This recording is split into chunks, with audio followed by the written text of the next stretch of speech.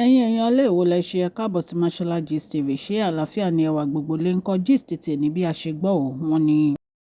Ìyá onífá wọ́n ní kábíyèsí ní láti ṣe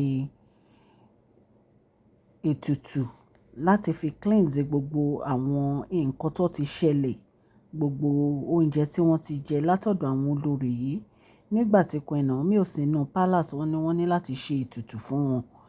Wọ́n ní bí àwọn olórí wọ́n ṣe gbé yọ nìyẹn o. Wọ́n ní ìyá onífá bá lé gbogbo wọn. Wọ́n ní Queen Naomi nìkan àti Dr. Elizabeth nìkan ni ìyá onífá gba kábíyèsí láàyè láti dúró tì wọ́n. Wọ́n ní gbogbo àwọn olórí tó kù wọ́n ní ìyá onífá lé wọn. Wọ́n ní ìyá onífá ní ṣé wọ́n fẹ́ wá bẹ iṣẹ́ àwọn wò ní láti bàjẹ́. Ẹ̀yin èèyàn lé allegedly nǹkan tá a gbọ́ nì. Ẹ̀yin náà mọ̀ pé ìgbà kan wọ́n gbé ìgbésẹ̀ pé oúnjẹ Queen Naomi nìkan ni kí kábíyèsí máa jẹ, bàbá wa erin ńlá. Wọ́n ní nítorí pé nǹkan tí ó fà á ni pé àwọn olórí yìí wọ́n ń fi nǹkan sí inú oúnjẹ fún kábíyèsí pẹ̀lú àwọn tí ó ń so oúnjẹ kábíyèsí nínú palace. Wọ́n ní àṣírí yẹn tú nítorí pé wọ́n ní wọ́n jẹ nǹkan èèwọ̀. Wọ́n ní wọ́n mọ̀ pé èèyàn kan fi nǹkan sí inú oúnjẹ kábíyèsí. Wọ́n nítorí gbogbo àwọn agbára tí ó ti wà lára kábíyèsí wọ́n ń ṣe àwọn oúnjẹ yìí fún wọn láti fi mú un kéré. Wọ́n ní ìyá yìí rí gbogbo àwọn kìíní. Wọ́n ní ìyá yìí ní gbogbo àwọn nǹkan tí kábíyèsí ti jẹ o, ẹ mọ̀. Wọ́n ní ọ̀nà méjì ni ọkùnrin ti lè jẹ nǹkan lára obìnrin, ìbálòpọ̀ àti ti ẹnu. Wọ́n ní gbogbo àwọn nǹkan tí wọ́n ti fún kábíyèsí ní èèwọ̀ jẹ yìí.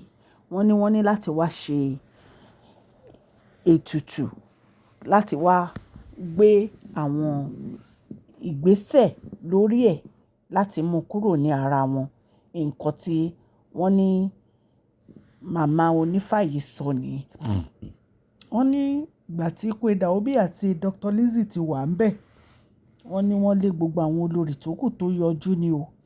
Pé wọ́n ní àǹfààní láti wá, pé kí gbogbo wọn máa lọ. Allegedly nǹkan tá a gbọ́ ni. Ẹ jẹ́ kí n kí ẹ̀yin olólùfẹ́ mi ní ilé lóko àti ní ẹ̀yin odi wípé ẹ káàbọ̀ sí Mashola Gist TV. Mashola Gist TV ń kí yín.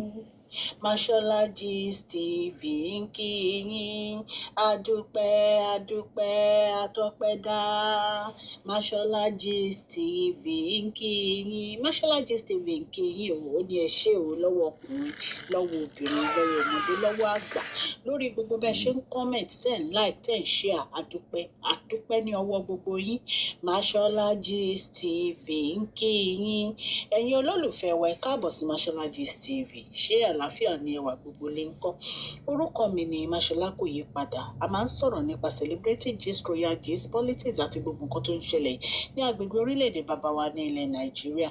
A ń sọ̀rọ̀ nípa celebrity gist, royal gist, politics àti gbogbo nǹkan tó ń ṣẹlẹ̀ ní orílẹ̀-èdè wa. Ẹ̀yin èèyàn lè tẹ́ bá ti subscribe, ẹ tẹ notification bell kẹ́ ẹ subscribe so that a bá ti post any gist ẹ máa rí.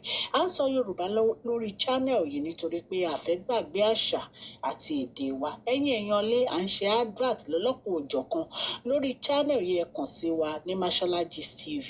Ọlọ́run Elédùmarè á bá mi gọ́wọ́ yín sókè o. Ọlọ́run Elédùmarè á bá mi ran gbogbo yín lọ́wọ́ o. Òkè òkè ni ọlá yín á máa lọ o. Ọlá yín ò ní lọ ìsàlẹ̀ láíláí.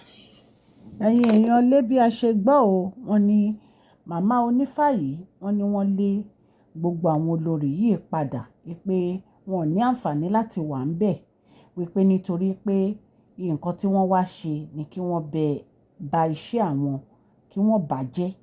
Wọ́n ní màmá onífá yìí, wọ́n ní ṣe ni màmá yìí lé gbogbo wọn kúrò.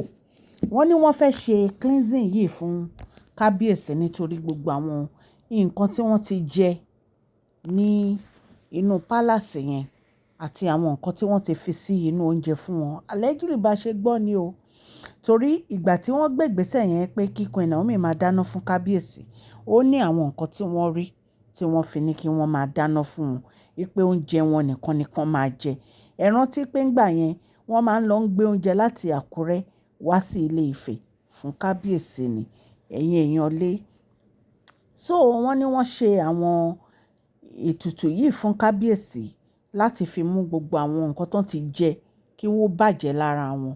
Ẹ rántí nígbà tí protective charm wọn tó sọnù náà, tó jẹ́ pé ìkan nínú àwọn àǹtí wa yìí ló gbé, tí wọ́n dẹ̀ kà pé tí wọ́n dẹ̀ ká mọ́ wọn lọ́wọ́ kó tó di pé wọ́n wá rí gbà padà. Wọ́n ní gbogbo àsìkò yẹn, wọ́n ní wọ́n ti ṣe jẹ nǹkan èèwọ̀. Bí a ṣe gbọ́ allegedly nìyẹn o. So a ní ká mú update náà wá fún yín. Gbogbo aráalé tó ń gbọ́ mi, mo dúpẹ́ lọ́wọ́ yín o. Bí mo ṣe sọ o, allegedly ni gist yìí o. Nǹkan tá a gbọ́ la wá torchlight sí o. Ọlọ́run Elédùmarè aláàánú á bá mi wà pẹ̀lú ilé àti ọ̀nà yín o. Gbogbo nǹkan tẹ́ bá dáwọ́lé á máa yọrí sí rere o. Gbogbo bẹ́ẹ̀ ṣe ń like, ten subscribe, ten comment, gbogbo ẹ̀ la appreciate o. A dúpẹ́ lọ́wọ́ yín. Ọlọ́run Elédùmarè aláàánú á wà pẹ̀lú ilé àti ọ̀nà yín o. Ẹ ní fọwọ́ gbọ́mọ sí o. Please share this video. Ẹ bá wa fún fídíò yìí ní thumbs up o.